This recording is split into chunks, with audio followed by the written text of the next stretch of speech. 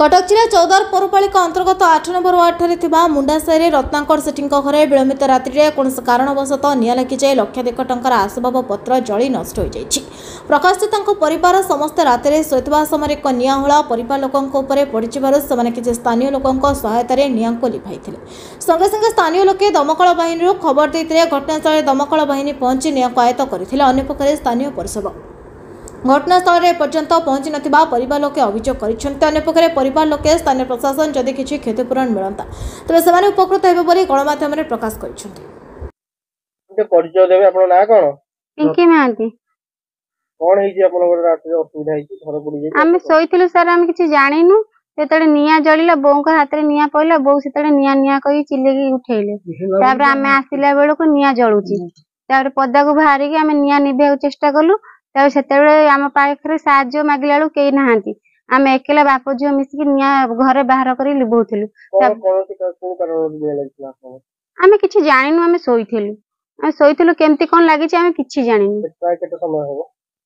12टा रे निया लागिछि। स्थानीय प्रशासन घटनास्थल के पहुंचले नहीं मु सकाळ जाई तांको खबर देला पर से मते कहले आ तमे जा मु विशु को पठौची आ विशु सारे एबी के आसी देखि की गले दमकल बाहिनी की दमकल भाई को हमें फोन मारथेली बाजार लोक को डाकी मो सहाय्य मागली बाजार लोक आसी सहाय्य करी दमकल भाई को फोन मारले दमकल भाई आस्तेले से पानी फानी ढाली की निया निभे की जाइछंदी। घटनास्थल रे स्थानीय काउंसिलर केई नथिले केई न एबे आपण कोन चाहउछन मु सहाय्य मागुची मु गरीब लोक मोर किछि क्षतिपूरण हेछि मोर किछि सहाय्य करले मो के अपगत मुंड खुंदीबे का कहले रत्नाकर सेठी घर दुर्गा बाजार। अच्छा कोन हेछि आपण राति रे आमे सोई जाइछु आ देखला बेलकु राति 12टा बेलकु निया जळिला जदि निया जळिला बुढ़ी सोईथला ता हाथ पर जो नियाटा पइला बुढ़ी अनै देला घर जळुछि सबटू हमकु सब डकाडकी कला न नाही आमे समस्त बापू मोर था ए घर भीतर घटना संपर्क रे स्थानीय प्रशासन किना दमकल बाहिनी को खबर देथिले दमकल सी बाजार उठे थिला सुपन ताकू देखिलु सी सब दमकल को फोन कला भेसियार भयान भी आइला अरे आदि कते टंकार संपत्ति आपन नष्ट होइछि